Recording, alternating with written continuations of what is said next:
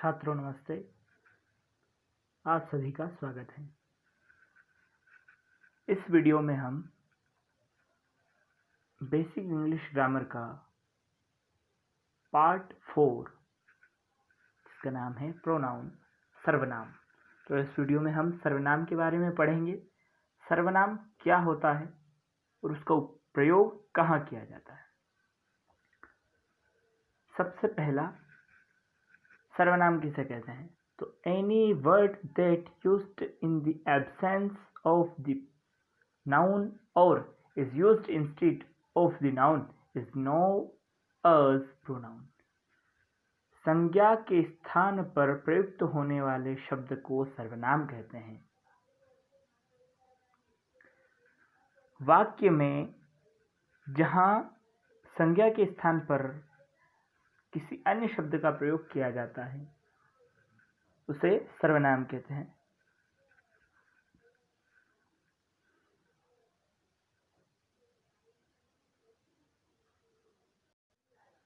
जैसे राम एक ईमानदार लड़का है।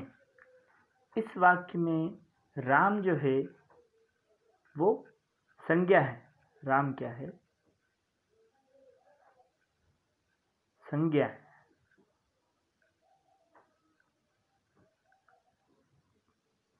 अब बार बार हम किसी सेंटेंस में, किसी वाक्य में या किसी पैराग्राफ में राम शब्द का प्रयोग न करके उसकी जगह वह या उसका ऐसे शब्दों का जब प्रयोग करते हैं तो ये शब्द जो हैं वे कहलाते हैं प्रोनाउन, सर्वनाम। जैसे ही, शी, इट, दे, ये शब्द जो हैं एक्सेट्रा प्रोनाउंस कहलाते हैं। अब प्रोनाउन के अलग अलग प्रकार होते हैं। कौन कौन से? तो पर्सनल प्रोनाउन, रिफ्लेक्टिव और एम्फैटिक pronoun, demonstrative pronoun, indefinite pronoun, distributive pronoun, relative pronoun, interrogative pronoun, reciprocal pronoun, exclamatory pronoun और इम्पर्सनल प्रोनाउन। इनको एक एक करके हम विस्तार से पढ़ेंगे। सबसे पहला, पर्सनल प्रोनाउन, प्रोनाउन विच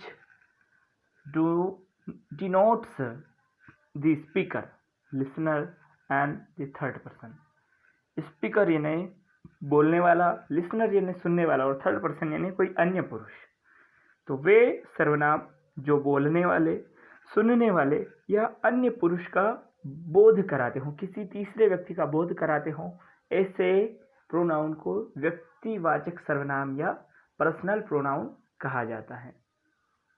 जैसे एग्जाम्पल है इनके I, we, you, he, she, it, they, यानी मैं या हम, तुम, वह, यह या वे आदि, ये पर्सनल प्रोनाउन कहलाते हैं। इसमें या तो बोलने वाले, सुनने वाले या किसी अन्य व्यक्ति का, तीसरे व्यक्ति का बोध होता है।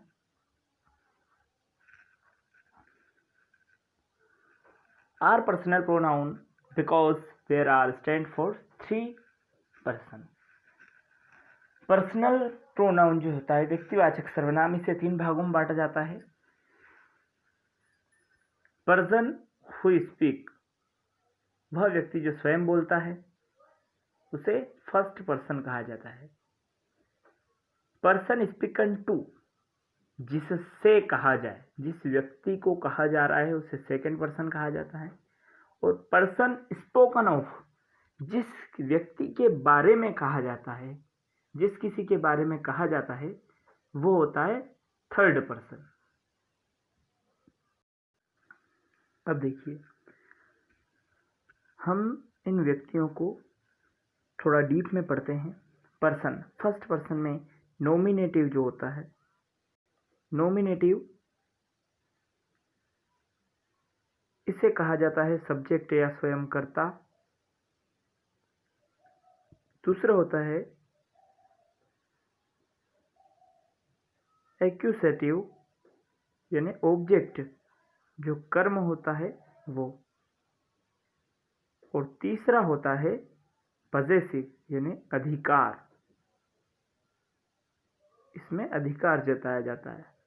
जैसे फर्स्ट पर्सन में हम देखते हैं आई या वी, मैं या हम, इसमें मी और अस का मेरा, अस यानी हमारा। और इसमें भी जो माइन और आवर्स दे रखा है ये भी अधिकार जता रहे, माई यानी मेरा, माइन मेरे, अवर या आवर्स हमारे। ये पोजेशंस या पॉजेसिव वर्ड होते हैं, शब्द होते हैं जिन्हें अधिकार जताया जाता है इनमें। सेकेंड पर्सन में हम आते हैं तो इसमें दूसरा व्यक्ति कौन होता है, यू यानी आप, दोनों एक ही है।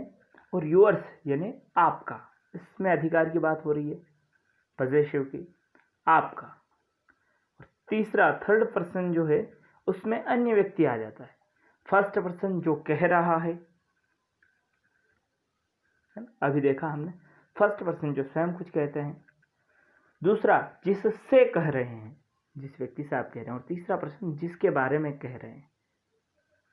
यहाँ थर्ड पर्सन वही है, third person he, she, it, they, who, him, her, it, them, home. इनमें ही यानी वह, शी यानी भी वह, ही मेल के लिए प्रयोग किया जाता है, शी फीमेल के लिए, इट यह, दे और होम यानी कौन।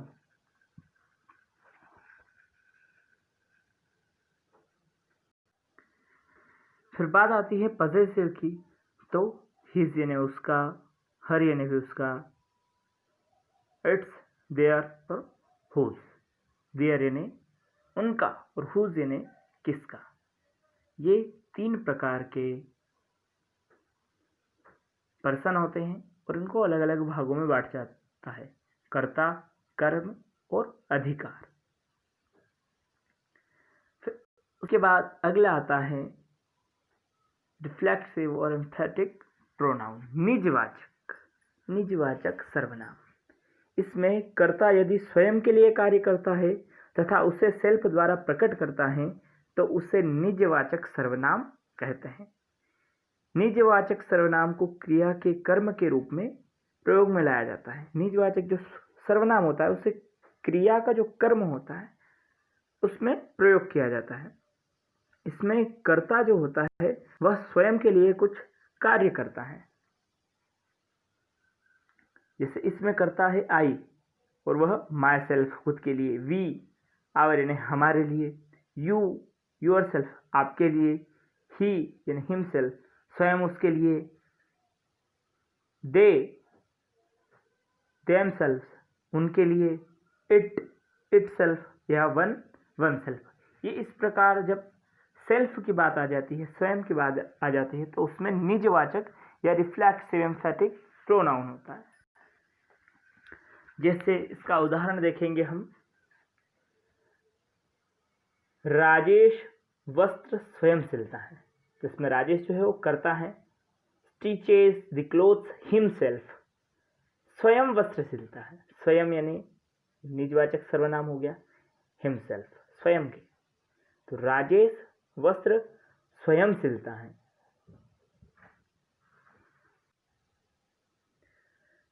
Reflexive pronouns are also used together with the prepositions by the give meaning of alone or without help. Reflexive pronoun यानी निजवाचक सर्वनाम का प्रयोग कभी कभी बाय प्रीपोजिशन लगाकर भी किया जाता है, जो अकेला, अलोन यानी अकेला, या और विदाउट हेल्प बिना किसी सहायता के का अर्थ देता है, जिसमें कोई जो करता है वो किसी की सहायता लिए बिना स्वयं कार्य कर रहा है। जैसे इसी वाक्य को हम फिर से समझेंगे।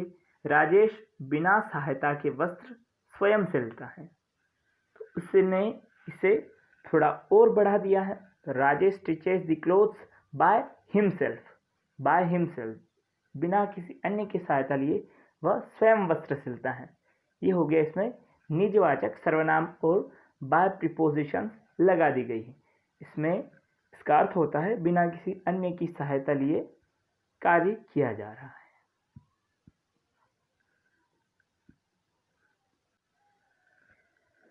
जब कर्ता पर जोर दिया जाए तो सर्वनाम का प्रयोग कर्ता के ठीक बाद में किया जाता है। जब कर्ता को प्रधान बताया जाता है या उस पर ज़्यादा जोर दिया जाता है तो उसमें सर्वनाम जो होता है वो कर्ता के ठीक बाद में प्रयोग किया जाता है। जैसे इस वाक्य में देखेंगे हम,